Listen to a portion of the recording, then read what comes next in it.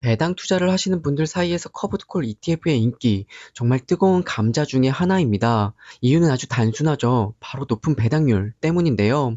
SCHD 같은 배당 성장주 정말 너무 좋지만 당장 생활비로 쓸 현금 흐름을 만들기에는 많은 현금이 투입되어야 합니다.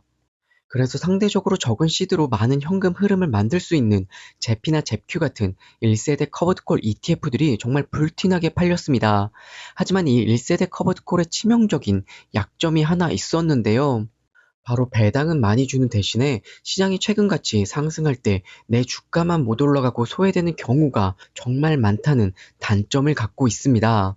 이런 1세대 커버드 콜의 단점을 해결하기 위해서 등장한 구원투수가 바로 골드만삭스의 GPIX와 GPIQ, 그리고 정말 핫한 QQQI와 스파이I 같이 2세대 커버드 콜 ETF들입니다. 1세대와 2세대 커버드 콜 ETF 수익률과 배당이 정말 다른지 오늘 한번 비교를 해봤습니다. 먼저 커버드콜 ETF를 크게 분류해 보면요. S&P 500을 베이스로 하냐, 아니면 나스닥 100을 베이스로 하냐, 이걸로 나뉘어지게 되는데요. S&P 500 베이스로 하는 커버드콜 ETF는 제피와 스파이I, GPIX가 있습니다. 그리고 나스닥 100을 베이스로 하는 커버드콜은 잽큐, GPIQ, QQQI가 있죠. 가장 먼저 S&P 500을 베이스로 하는 커버드콜의 수익률 성적표를 하나씩 살펴볼 건데요. 먼저 1세대 커버드콜 ETF 제피의 주가 상승률이 과연 상승장에는 정말 힘을 못 썼는지 먼저 확인해 볼 필요가 있었습니다. 최근 1년 동안 주가 수익률만 딱 놓고 보면 GPIX가 5.91% 상승을, 스파이아이도 2.33% 상승을 하는 동안에 제피는 마이너스 0.64%로 오히려 역성장을 했었죠. 단순히 이 데이터만 보게 되면 제피는 배당을 다른 커버드콜 ETF보다 더 많이 주니까 주가가 좀 덜 오른 거 아닐까? 라고 생각하실 수도 있는데요. 이럴 때 필요한 게 바로 배당과 수익률을 모두 합친 토탈 리턴 수익률을 확인해 보면 바로 정답을 알 수 있습니다. 최근 1년 동안 토탈 리턴 수익률을 확인해 봤을 때 스파이아이는 15.51% 상승을, GPIX는 15.31% 상승을 하면서 거의 비슷한 성적을 보여줬었는데요. 그런데 여기서 제피의 토탈 리턴 수익률은 7.94% 수준으로 배당금을 재투자했음에도 불구하고 앞선 두 상품의 딱 절반 정도밖에 안 되는 수익률을 보여줬다는 겁니다.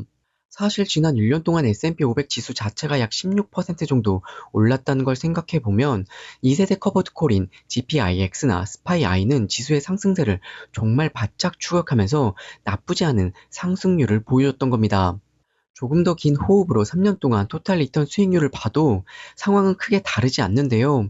GPIX가 63% 상승을, 스파이아이가 59%의 훌륭한 수익률을 기록하는 동안에 제피의 수익률은 35%에 그쳤거든요. 이렇게 숫자로 비교해 보면 지금 대세가 왜 1세대가 아닌 2세대 커브드 콜인지 그 이유를 확실하게 알 수가 있습니다. 그럼 나스닥 100을 베이스로 하는 커버드콜 ETF는 S&P 500과는 좀 달랐을까요? 우선 배당금을 빼고 순수하게 주가만 얼마나 올랐는지 확인해 보니 GPIQ는 6.79% 상승을, 잽큐는 2.96% 상승을 기록했습니다. 그런데 여기서 재밌는 사실이 하나 있는데요. S&P 500을 베이스로 했던 제피의 주가는 마이너스였는데 잽큐는 주가 수익률 자체가 그렇게 나쁘지 않은 것처럼 보였다는 거죠. 오히려 QQQI의 2.26% 상승보다 높았으니까요. 하지만 우리가 진짜로 확인해야 되는 건 배당까지 끌어모은 결과잖아요. 최근 1년 동안 토탈 리턴 수익률도 확인해 보니 2세대 GPIQ가 19.49% 상승을, QQQI가 17.74% 상승을 기록하는 동안에 1세대 잽큐는 역시나 15.74%로 조금 상대적으로 낮은 성적을 보여주고 있다는 거죠. 그래도 확실히 앞서 봤던 제피보다는 사정이 훨씬 나아 보이긴 합니다. 조금 늦게 성장한 QQQI를 제외하고 GPIQ가 처음 시장에 나왔던 23년 8월부터 수익률을 그려보면 GPIQ는 무려 73% 상승을 하는 동안에 잽큐는 64% 상승하는 데 그쳤습니다. 역시나 수익률을 가만히 들여다보고 있으면 조금은 귀찮더라도 1세대와 2세대를 굳이 구분해서 투자를 고민해야 하는 이유가 우리는 알 수 있었습니다. 그런데 그건 최근 몇 년 동안 시장이 계속 오르기만 한 상승장이었으니까 그런 거 아닐까? 커브드 콜의 진짜 위력은 시장이 빠지거나 하락장이었을 때, 지루하게 옆으로 기는 횡보장이었을 때 나타나는 거잖아. 라고 말씀하시는 분들도 분명 있을 겁니다. 당연히 맞는 말씀이고요. 그래서 이번엔 과연 하락장에선 정말 누가 더 든든하게 방어를 잘해줬었는지 최대 하락률인 MDD도 같이 확인해 봤는데요. 확실히 시장이 흔들릴 때 원금을 지켜주는 방어력 면에서는요, 1세대인 제피가 이름값을 하긴 했습니다. 실제로 2025년 5월 8일이었죠. 트럼프 관세 정쟁이 정점에 달했을 때, 시장이 공포에 떨고 있을 때, 제피는 마이너스 13.71% 하락을, 반면에 2세대인 GPIX는 마이너스 17.50%까지 밀리면서 확실히 하락장에서는 1세대보다는 조금 더 빠지는 모습을 보여줬습니다. 이 수치만 보면 역시 하락장은 1세대가 조금 더 방어적이구나 라고 생각할 수 있을 겁니다. 그런데 나스닥을 베이스로 하는 커버드콜 ETF 상품들은 이야기가 조금 달랐습니다.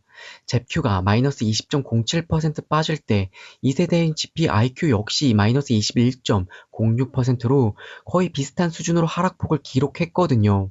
결국 하락장 측면에서만 보면 나스닥을 베이스로 하는 1세대와 2세대가 아주 큰 차이를 보이지 않고 있다는 거죠.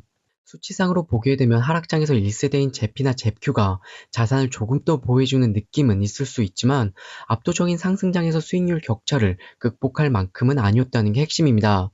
나스닥을 베이스로 하는 상품을 보게 되면 굳이 하락할 때는 비슷하게 상승할 때는 차이가 나는 1세대 상품을 선택할 필요가 있을까? 라는 의문이 드는 거죠. 여기서 우리는 그럼 회복장에서 상승 탄력도 한번 확인해 봐야 합니다.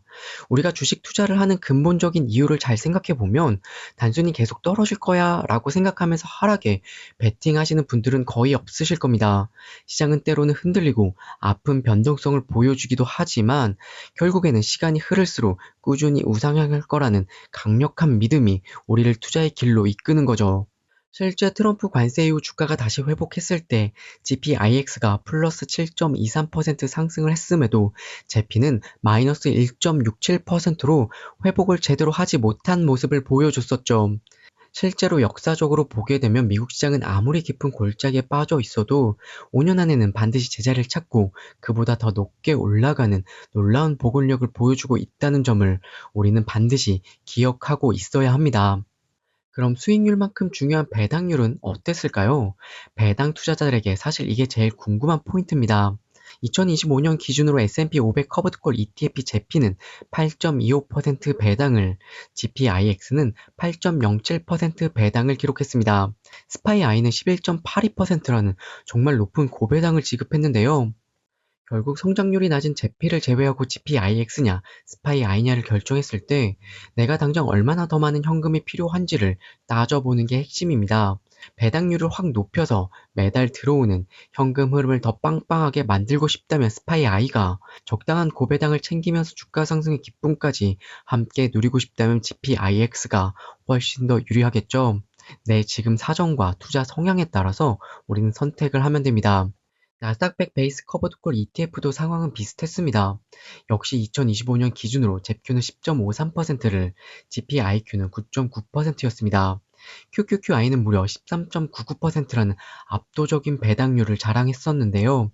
여기서도 선택의 기준은 더 강력한 현금 흐름으로 생활비 걱정을 덜어내고 싶다면 QQQI를, 고배당과 주가 상승률 사이에서 균형을 잘 잡고 싶다면 GPIQ를 선택하는 게 좋습니다.